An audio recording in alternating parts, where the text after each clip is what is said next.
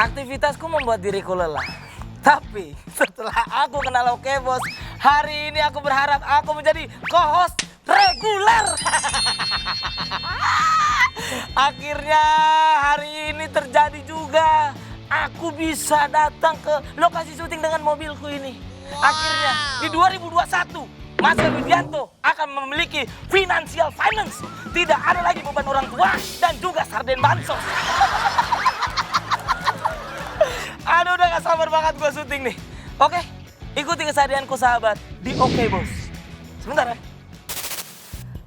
Oke ladies, sekarang aku akan changing clothes. Aku akan ganti baju. Oke? Sebentar ya. I wanna open my car. Wow! Oke, sekarang kita akan ganti baju untuk menyambangi AA Bos dan juga Bu Bos Nagita Slavina. Hah, gimana? Gak ada berubahnya kan? Oke, selamat datang di Oke Bos!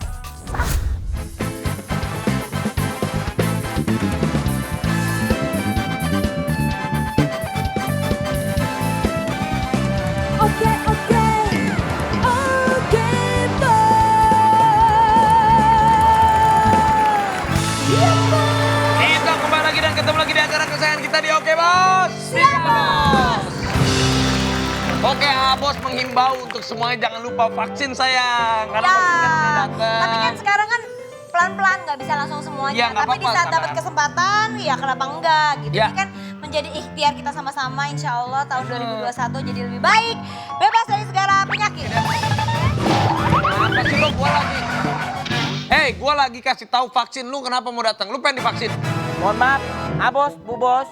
Saya sebagai co-host merasa tidak dianggap.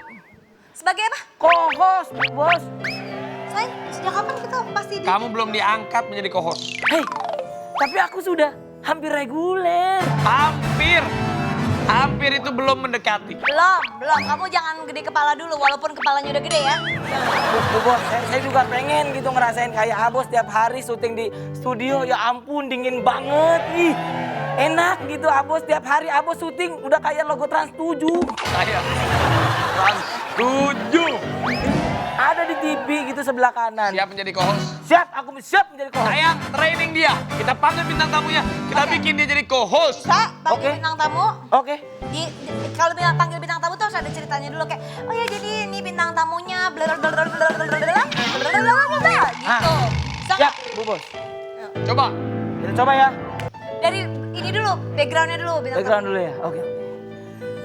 Aktivitasku membuat diriku lelah.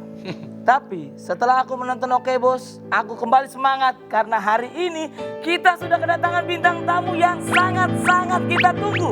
Dia adalah aktor Indonesia, aktor kebanggaan negeri kita. Beri tepuk tangan yang meriah untuk Dwi Sasono.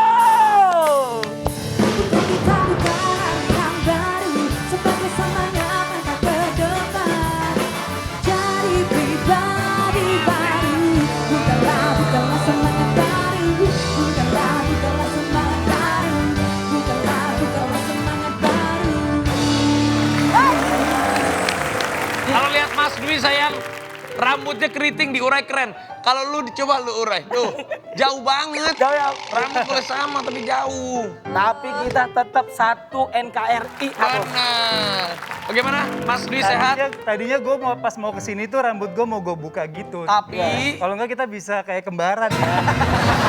Mas, hati-hati kalau ngomong. Takutnya diikutin sampai pulang. Jangan ngomong tapi gitu. kan memang pas Mas Dwi ini main di Wiro Sableng kan? Wiro Sableng.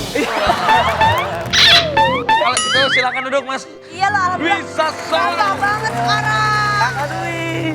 Makasih. Mas Dwi itu Segar dan gagah. ganteng, keren.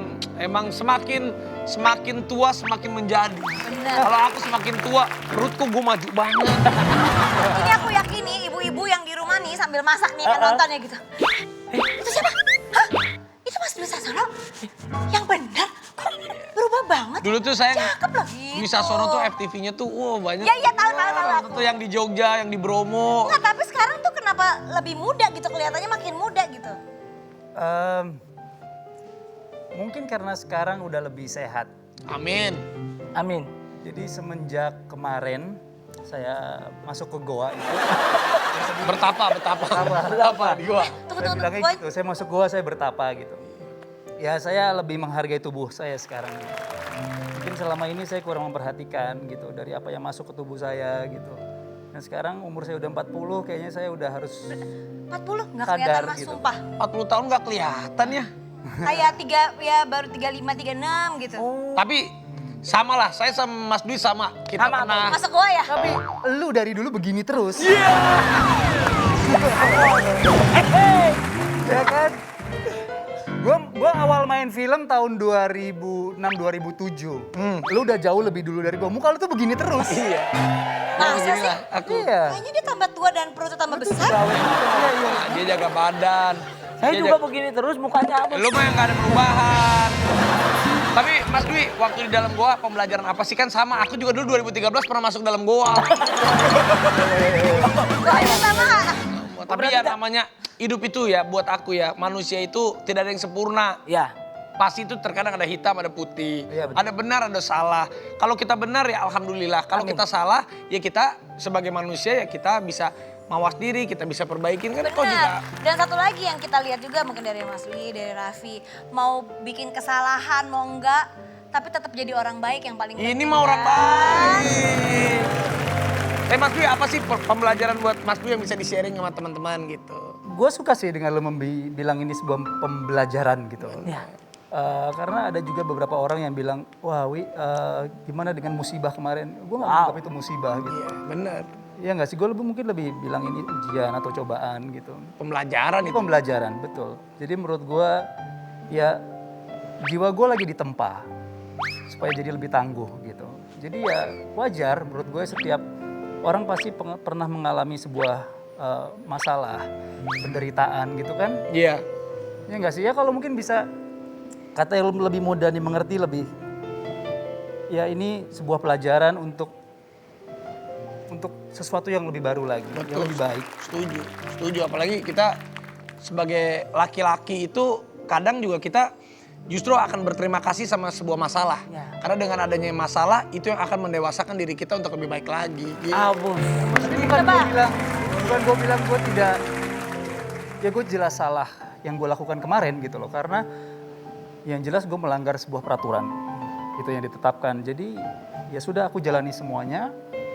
Ya itulah saatnya kita buat menyelami diri dan introspeksi gitu kan, ada momen-momen yang seperti itu gitu. Tapi ya buat apa kita selalu di dalam situ kan? Gitu. Benar. Kita harus Semangat lagi. terjadi. Udah yang lewat mah udah lewat. Tapi Mas Dwi pernah nggak mengalami masalah yang paling berat? Apakah pernah mengalami yang pernah lebih berat lagi dari kemarin atau bagaimana? Untuk seorang Dwi Sasono, apakah kemarin itu bagian hal terberat dalam hidup Mas Dwi?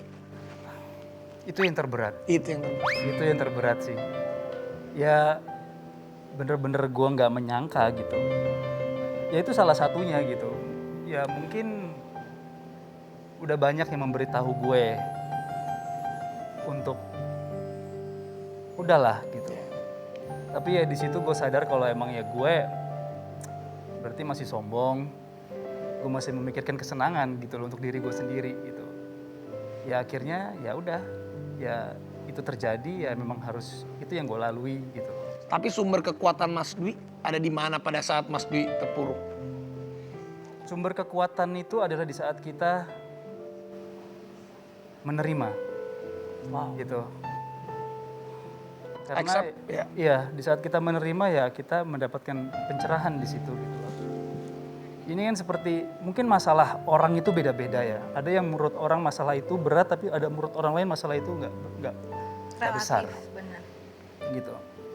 Tapi ya sebetulnya apapun masalahnya ya kuncinya mau menerima apa enggak. Benar. Jadi apapun itu, saat kita bisa menerima, kita bisa berdamai dengan hati Ya. kita, berdamai dengan kesalahan kita, berdamai dengan kekurangan kita. Itu yang membuat kita menjadi ikhlas dan kita bisa maju lagi ke depan. Betul sekali. Tapi Bu Bos, Abos nih, Ada apa? saya nih bawa ada sesuatu Bawa hal masalah, bawa masalah, bawa Enggak. Bawa apa? Kalau masalah kan diri saya udah masalah nih. Kalau ini saya bawa pembendarahan yang mungkin Kakak Dwi ingat nih. Apa tuh? Apa? Bawa apa itu? Ini ada jeruk, ada alpukat, sama ya Enggak, jeruk. lu nge-host bukan jualan buah-buahan ya. Lu ngapain bawa jeruk sama Lu alpukat? Ah bos, kayak pasar pagi lu. ini sampingan Bu Bos. Ini mohon maaf nih, Mas Dwi, kita terus ini ya. Ini maksudnya apa? Lu jualan buah, Ini 30.000 aja. alpukat, Jualan atau apa nih? Enggak. jeruk. Jadi Bu Bos, Abos katanya dari alpukat dan juga jeruk ini ada cerita ketika Mas Dwi ada di Goa kemarin. Oh iya. Oh, ternyata ada Iya nggak sih? cerita jeruk sama alpukat. Oh, Ya kan? iya. Kamu kayak Mbah Mijan bisa. Bisa. Bang Mijan, ada lagunya tuh. Apa tuh? Mijan, Zuzuzu. Bun, bukan itu, Bun.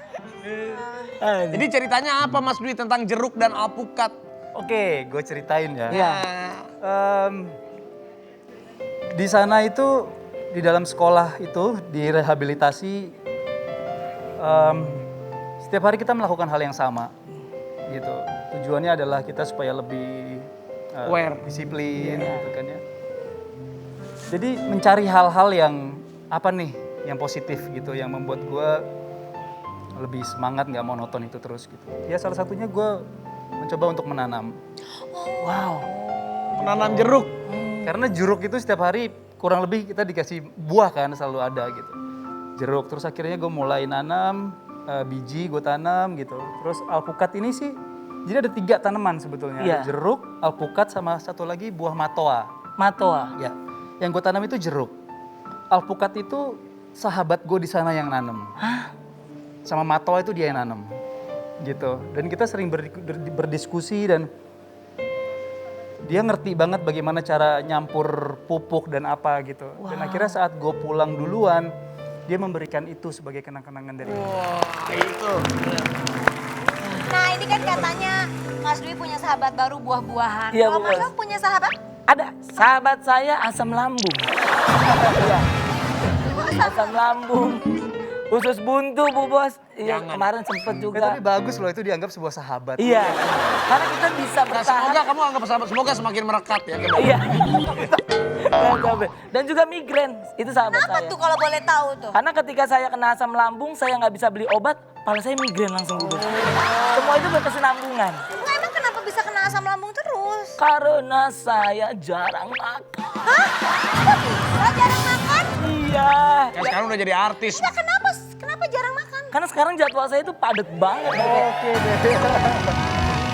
Bisa dibilang jadwal saya itu kayak kalsium, padat gitu. Tapi ya udah, Pak Yanto ini udah sibuk, kita gantiin. Pak, enggak, masih ada. Masih ada Pak Yanto. Tapi ya memang gitu, kadang kita saat kita bertapa dalam satu gitu banyak pengalaman juga. Yang memang waktu itu saya tuh 3 bulan aja, wah pengalamannya buat saya itu pengalaman seperti 3 tahun. 3 tahun yang nggak bisa saya lupain. Mudah-mudahan setiap teman-teman juga yang memang lagi terkena masalah, terkena musibah, mudah-mudahan diselesaikan, bisa bangkit. Amin. Oke, habis ini juga kita akan panggilkan support sistemnya Mas Dwi Sasono. Ini Mas Dwi Sasono. Dwi Sasono. Apakah Dwi Sasono ini adik kakak dengan Dwi Tunggal? Bukan, dia kita dengan Dwi Sasono. Ah, yaudah, kan sama Mas. Tapi oke bos.